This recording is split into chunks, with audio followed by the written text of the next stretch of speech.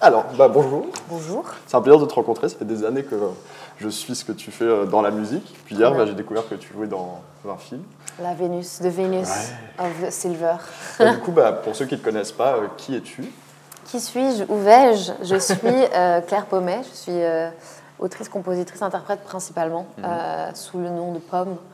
Et j'ai fait mon premier film. C'est vraiment nouveau pour moi, mais la plupart du temps, je suis plutôt musicienne. Et voilà, j'habite entre la France et le Québec. Et là, en ce moment, je suis bel et bien au Québec. Voilà. Bon, alors, du coup, c'est ton premier film, comme tu viens de le dire. Alors, comment ça s'est passé de passer de la musique au cinéma?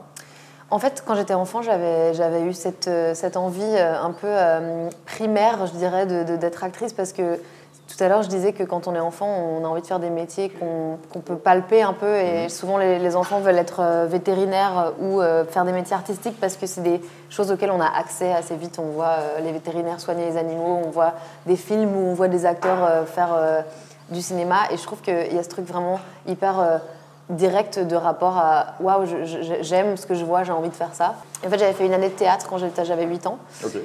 Et puis, je me suis rendu compte que j'étais pas hyper forte, en fait, et que c'était pas vraiment mon truc. Mais en parallèle de ça, je chantais déjà, et j'écrivais des chansons. Et naturellement, je me suis dirigée vers la musique.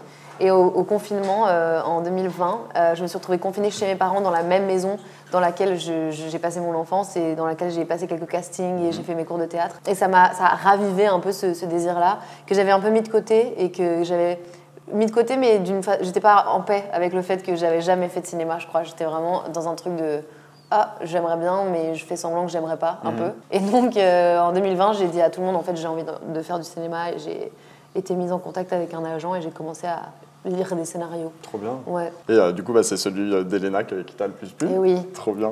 Et alors, comment s'est passée la préparation pour ce premier rôle? Parce que ton personnage dans le film est non-binaire et il a une manière de s'exprimer qui est assez particulière, et avec un look très androgyne. Oui. Donc, comment ça s'est passé la préparation pour ce rôle-là?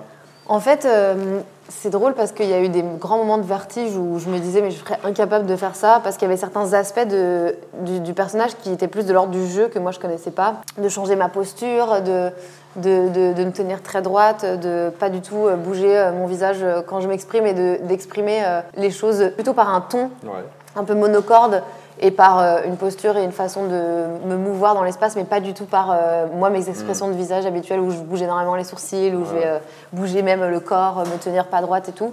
Donc il y a eu cette préparation-là. Et après, pour ce qui est de la question du genre, c'est vrai que moi, c'était des questions qui déjà de base étaient présentes dans ma vie. La féminité, comme elle est présentée dans la société, c'est pas un concept auquel j'arrive à adhérer, et je me reconnais absolument pas là-dedans. Même sans parler forcément de non-binarité, parce que moi, je me sens pas non-binaire personnellement, mais dans l'idée de redéfinir ce que c'est que la féminité et ce que c'est que la masculinité, c'était quelque chose qui me touchait et qui me parlait déjà. Donc c'était hyper excitant et intéressant pour moi d'incarner ce personnage-là qui se présente comme une femme, mais qui en même temps, on sent qu'elle est en construction et qu'elle cherche justement son identité, et qu'elle ne se reconnaît pas du tout, comme la plupart des femmes de mon âge, dans ce que c'est qu'être une femme en 2024, selon les codes de la société, quoi. Puis ça, c'est super bien fait. Ça a été vraiment bien. Ça marque bien le film, en tout cas. C'est très bien fait. Et alors, est-ce qu'il y a une scène en particulier qui t'a marqué? Moi, par exemple, c'est quand tu sors de la voiture à 140 km/h en train de faire la Vénus, et je t'en mode what? Ouais. Est-ce qu'il y a une scène, toi, qui t'a marqué en particulier dans le film? Pour moi, il y a une relation qui est hyper intéressante, qui n'est pas majeure dans le film, mais qui est la relation entre le personnage de Jeanne et le personnage de Elia, qui est le rôle joué par Anna Mouglalis. Parce que pour moi, c'est comme un espèce de miroir avec une femme plus vieille qui a un peu gravi les échelons et qui a atteint les objectifs de succès, les objectifs d'argent que le personnage de Jeanne a envie d'atteindre. Et en fait, il y a une ambiguïté dans leur relation qui, pour moi, rend le film hyper intéressant, parce qu'il y a la relation avec le personnage d'Augustin, qui est une relation hétérosexuelle, mais pour moi, ce personnage-là, d'Elia, il crée aussi une dimension bisexuelle dans ce personnage de Jeanne, où on se dit, mais en fait, est-ce qu'elle est attirée par les femmes aussi? Est-ce qu'elle c'est par intérêt qu'il y a une ambiguïté, ou est-ce qu'elle est vraiment bisexuelle? Et je trouve que ça rend le film encore plus spécial, et la scène la plus intense à tourner pour moi, c'était celle dans la chambre avec Anna, où on prenait de la drogue ensemble, et où il y avait comme une vie qui se déroulait en 10 minutes, quoi. Et alors, est-ce que tu penses continuer ta carrière dans le cinéma par la suite, ou tout en continuant ta carrière dans la musique, ou qu'est-ce que tu vas faire plus tard? Est-ce que tu as envie de continuer Je vais être vétérinaire. Non, j'aimerais beaucoup refaire du cinéma.